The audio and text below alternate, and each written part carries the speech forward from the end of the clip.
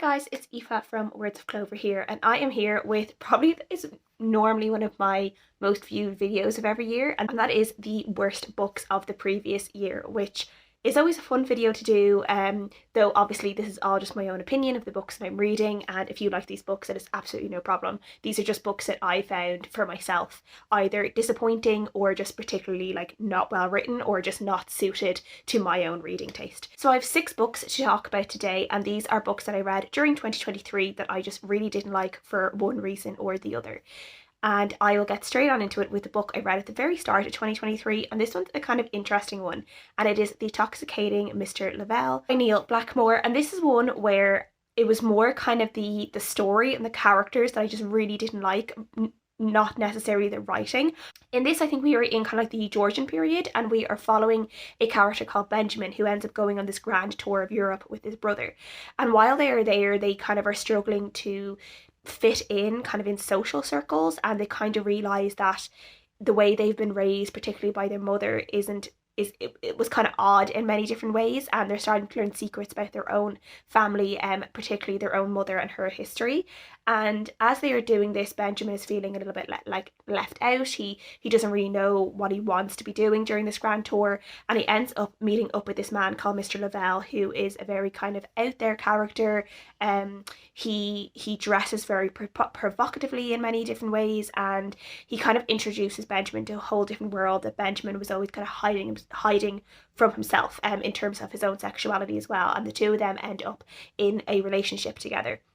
But we see in different ways how Mr. Lavelle is just really, really bad for Benjamin in so many different ways, in terms of just separating him from his brother, and then kind of whispering things into his ear about his family and how he doesn't need them, kind of like using Benjamin at different times for money. And we see how Benjamin just keeps falling for Mr. Lavelle's like words, even though we can see that he's kind of being a bit snaky and a bit tricksy, but Benjamin kind of almost voluntarily, like he kind of knows himself what Mr. Lavelle is doing, but he's happy to kind of be taken along for the ride. And we see how he allows Mr. Lavelle to basically kind of like destroy not necessarily his life, but definitely like his relationship with his family, and in many ways his family's life. And it was really, really hard to read because of that, because I felt like Benjamin's family were kind of had maybe some ideas above their station in some ways, but were like, his parents seemed to be very like nice, decent people who didn't deserve what ended up happening to them in this book, as well as Benjamin's brother,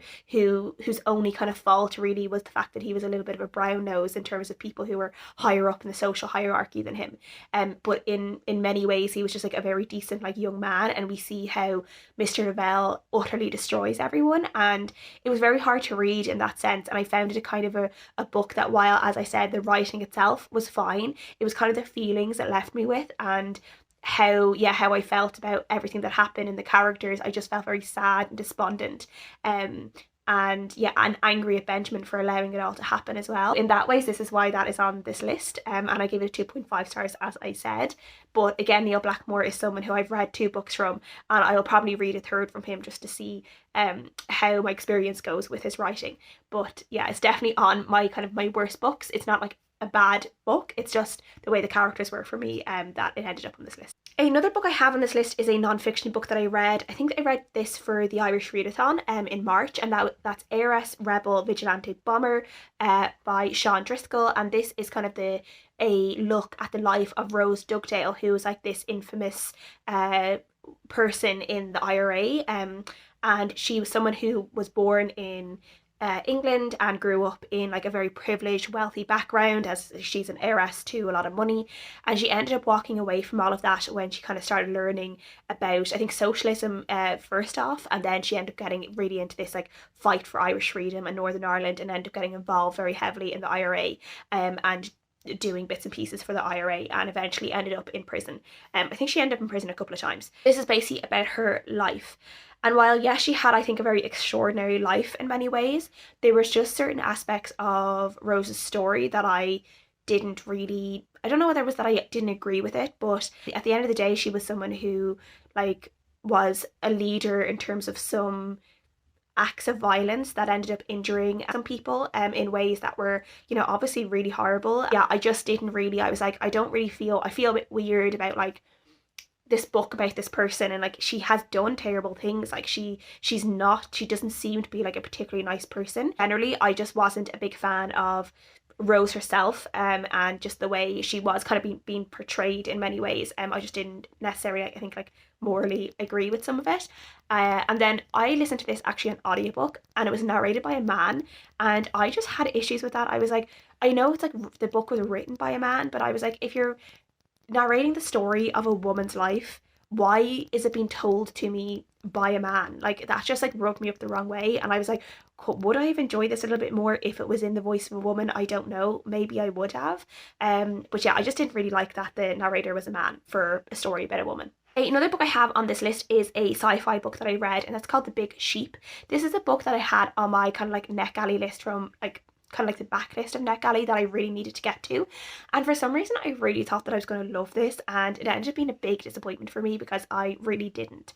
This is set in a kind of a dystopian-esque LA, where there's the city of LA has kind of been like split up into all these different zones, and we are following this detective, and I think it's his assistant or his partner, and they end up getting this case of having to look for the disappearance of the sheep who has disappeared from this lab, or who's been stolen from this lab, and this sheep has been genetically modified and it's kind of like a hot commodity, and it's very important that the lab gets the sheep back. At the same time, this really famous actress comes into them and says to them that she thinks she's been followed and that her life is in danger, and she's hoping that they can look into it and see what the story is. And they take that case on as well, and it turns out that the two cases are connected in ways that become a little bit absurd. I just thought that this story was a little bit messy in different ways. I didn't think the writing was great, but one of my main issues was we see this woman come in to these two male characters,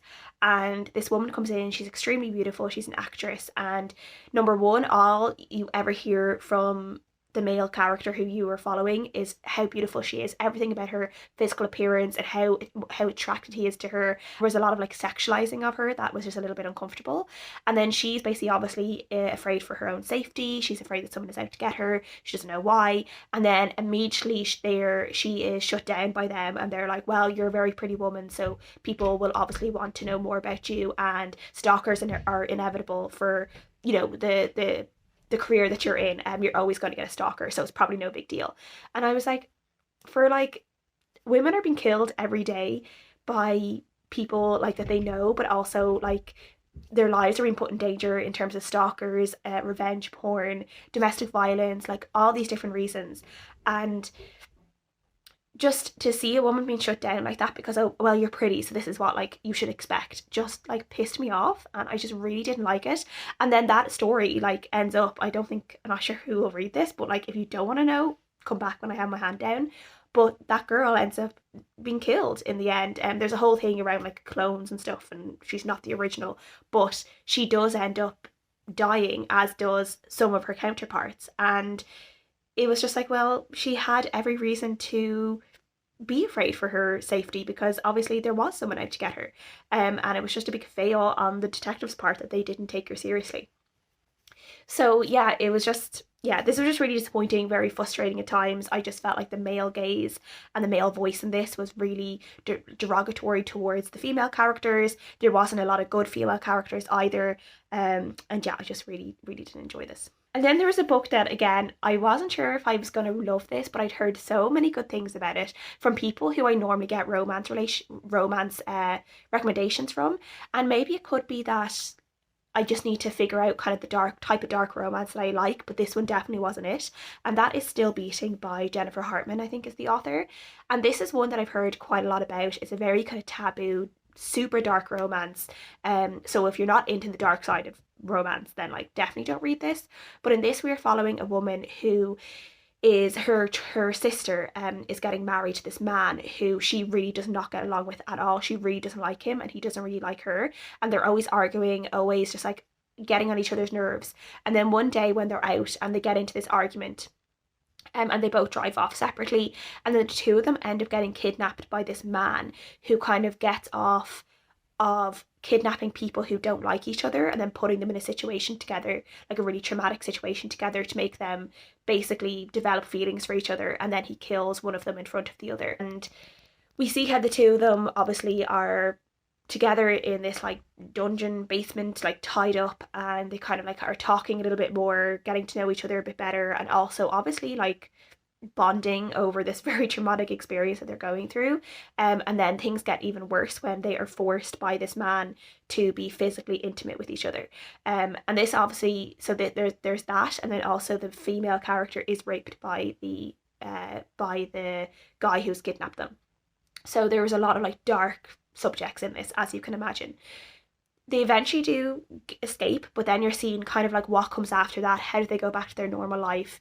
Can they go back to a normal life? And then obviously their relationship with each other after that fact, and how they will ever keep going. And we see all of that, and I just felt like, first of all, the book was probably a little bit too long, and then I felt like once the escape happened, I just felt there was a lot of very unrealistic things about their PTSD and their like the way they coped with everything. They both ended up going back and living separately, and I was like, after that, would you not like be like really scared of living on your own? And then also they obviously did develop feelings for each other. This is a dark romance, so they do develop feelings for each other because of everything they've gone through. But I also was like, after you've been through that with someone, I kind of like would imagine that you would end up having like severe trauma reaction to ever being physically intimate with this person again, or you would need like severe therapy to go through that. Now obviously that's just a conjecture on my part, I don't know, it's just a guess, but that's what I was thinking. And then there was just so many ways in terms of how other people reacted to them. Again, I was like, people wouldn't react like that if you went through that experience. People wouldn't, I just don't think people would be that cruel and be that clueless about how you should be after this experience. Like, in terms of her sister was getting mad at the male character for not wanting to be physical with her, like 3 weeks after he had been literally kidnapped and almost died and forced to have sex with her sister.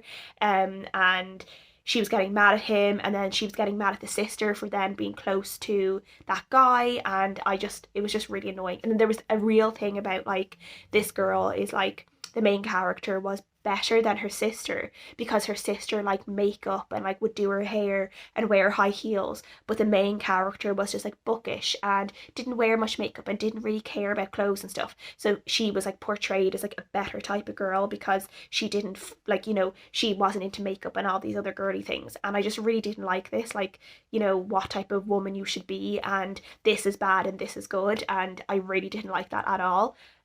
So yeah, this has ended up just being a book that really annoyed me in the end, and it's not really one I would recommend, though I know a lot of people really, really love this. So if you're into dark romance, or you're like, you want to see if you'd like it, maybe check it out, but this is one that I personally didn't like. And then another book I have is How to Build a Boat by Elaine Feeney. This was nominated for the Booker Prize this year, and I think in terms of Elaine Feeney's writing, I think it might be a it's not you, it's me situation. I have read 2 Elaine Feeney books now, and the 2 of them I haven't really liked at all. I just haven't got along with her writing.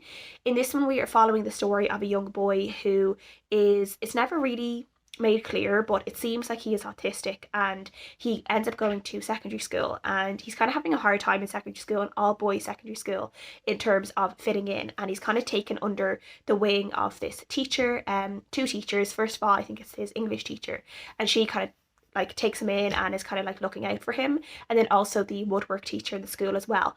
And the 2 teachers end up kind of combining forces to look after this boy and to kind of nurture his own, like the things that he wants to do and the things that he's good at. So getting the point of view of the female teacher who is looking after him, and we're seeing she is going through a lot of struggles in her own marriage. In particular, she's having severe infertility issues, which are really affecting her relationship with her husband, and just her own mental health as well.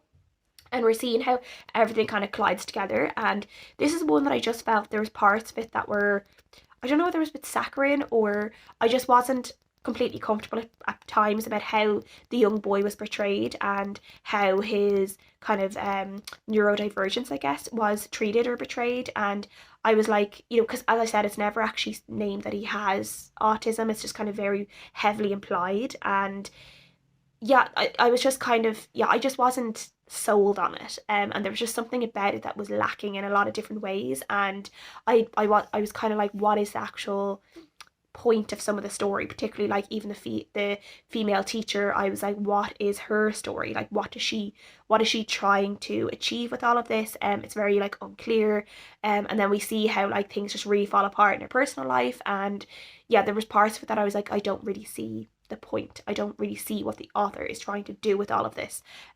So yeah, it just was one that just like didn't hit with me for different reasons. So yeah, it was a disappointment, and I don't know, it depends, but I would be hesitant to pick up another Elaine Feeney because I've read two now that I really haven't enjoyed. So it could just be that I just don't gel with her writing. The last book I want to talk about is actually a book I read at the very end of December, and that is Copycat by Alex Lake. This is a thriller, domestic kind of thriller. And in this one, we're following a doctor called Sarah who is living in the town that she grew up in. She's married with 3 children, happily married, has 3 children, seems to have a lovely, perfect, normal life. And then another girl who used to go to school with her is coming back into town and contacts her through Facebook and kind of mentioned, she was like, oh, I didn't know if this was your Facebook or the other one. And she was like, what are you talking about, another one? Like, I only have one Facebook page. And she ends up finding out that there is another Facebook page pretending to be her. And there's pictures on that are like almost like basically like stalker pictures, like pictures of her from afar and her family, that like she's like, how would people get these pictures? This is really weird. And then before she can investigate further, that Facebook page ends up getting deleted. But then after that, people start getting notes from Sarah about like meetings or like play dates and stuff that aren't actually from her. And we see how like this kind of all spirals. Obviously she starts becoming very afraid for herself, but also for her family, when she thinks someone is like stalking and harassing her and is out to get her, and like this is going to affect her family. So she's really like scared to do anything.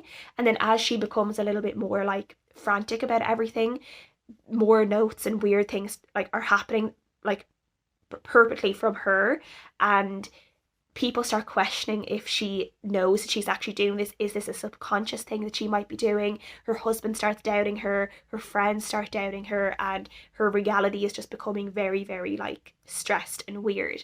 Writing of this was just very mediocre. Like there was definitely like an interesting kind of thing around social media and what you should put on social media and how people can take advantage of you on social media. But I also feel like that's kind of like an old conversation by now. I think it's very, people know by now the dangers of social media and what you should or shouldn't put on it. But I also it was really annoying is that something would happen to Sarah, like a note or something, and she'd go through all of this, and then she'd meet either her husband or her friend, and she'd tell them, and she'd go through the whole thing again. So as a reader, we were reading things twice, and it was just really irritating, like to be reading these things twice. It was just like a waste of time. I had a massive issue with basically the twist in this and who was behind it all. And I'm going to put up my hand for people who don't want to know, and yeah, come back when I have my hand down.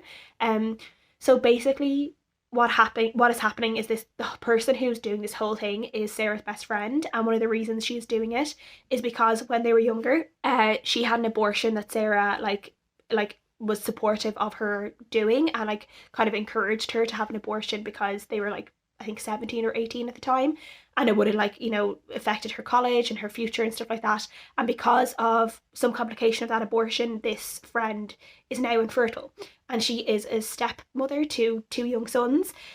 And we find out that she has been abusing those sons for years in terms of just like, you know, chaining them up, not feeding them, like you know, just being really physically abusive towards them. We find out that she's doing that, and then she's had this grudge against Sarah this entire time because she blames Sarah for her being infertile, because she says Sarah told her to get that abortion. And there was just so many different things about all of that I was like, this is just so problematic in so many different ways.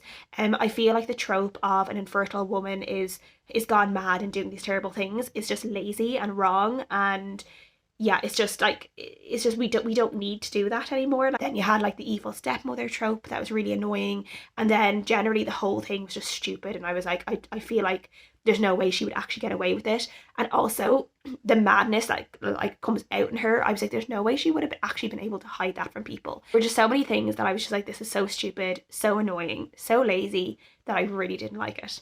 So yeah, there's a myriad of reasons why I didn't like this book, but some of the tropes that it used that were just lazy and not nice, and very, very annoying. That just really ruined the end of the book for me. So I gave this a 2 out of 5 stars, and I really did enjoy it. Those are the worst books that I read in 2023. Please let me know what you guys think. What was the worst book that you read in 2023, or a book that you definitely wouldn't recommend people read? I would love to know. Thank you guys so much for watching as always, and I'll see you guys again next time. Bye.